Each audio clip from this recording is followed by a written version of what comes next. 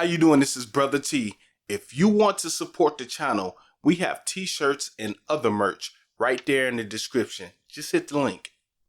You were a star child, let your light shine for all the world. When you open your mouth to reveal a pearl, let it shine more, just to light the path. If it don't add up, man, just do the math. If it ain't for you, let it pass on through.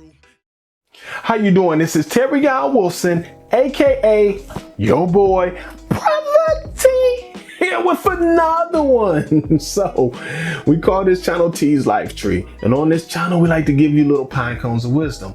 If you don't know what that is, stick around, stay on the channel, you'll get it.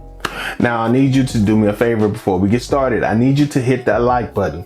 I need you to hit that subscribe button, because when you like and subscribe, we can continue to give you those pine cones of wisdom. Now, today I'm going to talk about something very, very important to all of us, really, especially those that are in relationships, right? Intimate relationships, we're talking. Marriages, especially. But any kind of intimate relationship. And this is called active listening. This is something that is very, it's running rampant, not even in certain neighborhoods, right? I'm an African American, and yes, it runs rampant in my neighborhood and in my community, but it runs rampant in every community. There's a lot of people out there not using the practice of active listening when they're communicating with their spouse, their family member, their children, their parents, their friends even. So we need to talk about active listening. Now I'm going to help you guys today, and there's going to be a lot of married couples that can really be helped by this, okay? Because a lot of miscommunication is going on, a lot of lack of communication even, and bad communication is happening. I'm going to show you how to have better listening and communication skills. Now, I've been a victim and a perpetrator of some of these things, all right, as well. So I'm not saying I'm perfect, and I might cross them every now and then. But one thing I can tell you is that it has helped me become a better communicator, and I do these things, those things that help create bad communication. I do those things a lot less than I used to. I guarantee you that, if at all. Yeah, I can't even recall last time I've done those things. And these are things like, these could be big things like ignoring the person totally. That's very bad communication, right? But even when you're getting into a discussion, there are things that you can do to show the person that you're not listening to them at all. They could be talking to you and your attention can be on the phone while they're talking. Yeah, disrespectful, right? I'm just letting you know that's not active listening. All right. So if you do that, put it down, stop doing it today, and you'll have a better time communicating. Okay. Especially, let's say you're in a marriage, and let's say your husband doesn't communicate to you a lot, but today he just happened to want to communicate with you, and the whole time he doesn't really normally do this, but he's communicating today, and you're over here to this. Yeah. No, I heard you. Yeah. She's so crazy. I heard you. That's not active communication. That's not active listening.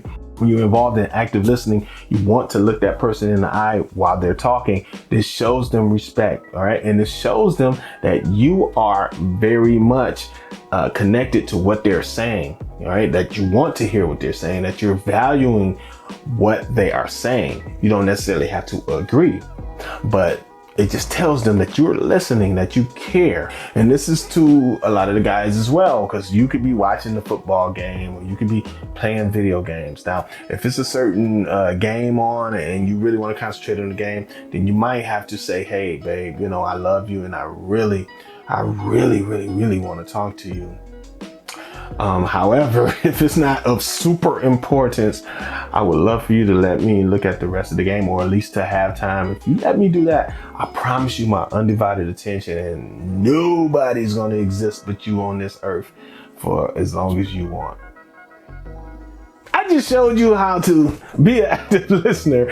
I'm just kidding. But, that might work for you. It might not, depending on the person you're talking to. But I'm telling you, it's worth the try. Now, if they say it is important, I want you to listen to me now, and okay, now you got a choice to make. You can turn the game off, or you can keep going with the game, start an argument. Okay, there you go. All right, if you have a DVR, you might want to press record because you're going to have a problem later, right? All right, so what's the next point that I want to make about active listening? When someone's talking, then this is a habit that a lot of us have, and we don't realize that we have it. We're so anxious to express ourselves that we can't wait till the other person stops talking. So we'll come in and we'll trip over their sentences just to blurt out what we're trying to say instead of actually listening to what they have to say. The best practice is to look the person in the eyes, just like the last one, as they're talking. Okay, really listen.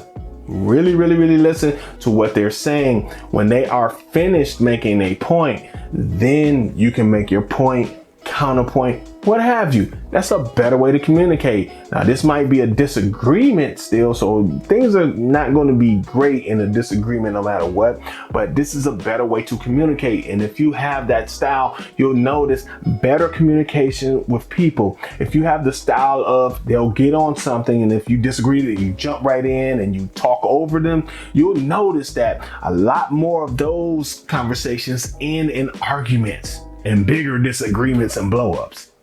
Just try it and you'll notice that a lot less of those conversations are going to be escalated, okay? Especially if you do it in a calm manner. You sit, listen to them talk, and okay, all right, so this is how I feel about it, or this is my opinion on it. There you go.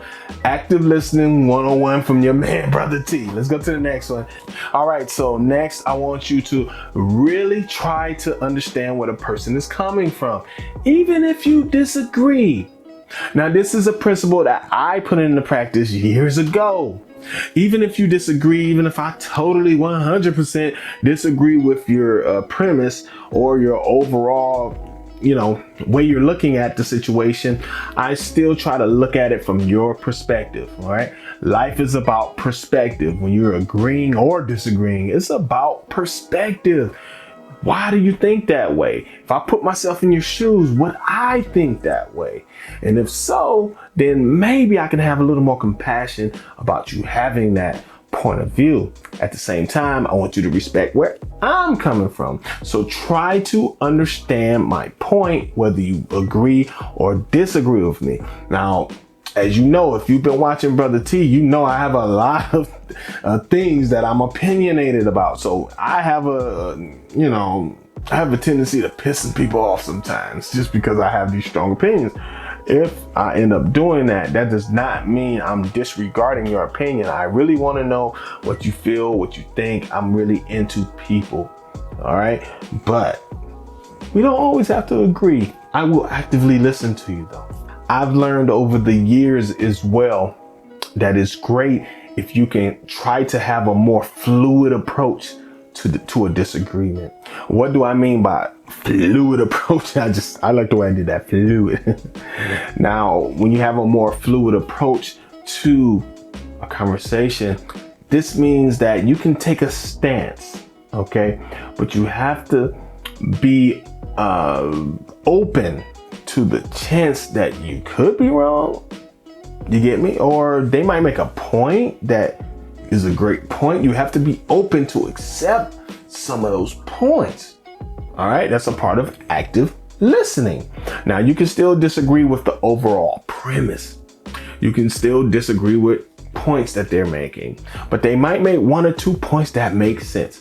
Be open, be more fluid with that. Be open to accept some of those things, even if they're going to trigger something in you, right? Now, if they're telling you a truth about yourself, especially, then you might want to take heed to that. Now, if they're just being mean, if they're just trying to throw you in the dirt, knock you down a peg, that's a whole different story. But if they're telling you something that triggers them and the way they feel, then you listen. All right, just listen with a kind ear and be more fluid to it, because they might mention something that you do engage in that you can pull back and work on. Don't be afraid to get to the point to do more work. Very important. Now, we talked earlier about waiting to hear somebody talk. So you want to allow them to fully, and when I say fully, I mean fully express their thoughts. Fully express it. And you'll find you're going to have better conversations when you let the person get their thoughts all the way out. Now, you don't want them to filibuster. Some people will take that opportunity and talk for 30 minutes straight. Won't let you talk. That's a little different. You might want to point that out to them. Hey, look, this is a conversation. We both need to have time to talk. If you let me talk, I'll let you talk. But when they are talking, as long as they're being courteous and respectful with the conversation, allow them to fully express their thoughts. Don't sit there, act like you're listening just to wait to talk again. All right, this last one is a big one, and we've all, in my opinion, have been guilty of this one time or another.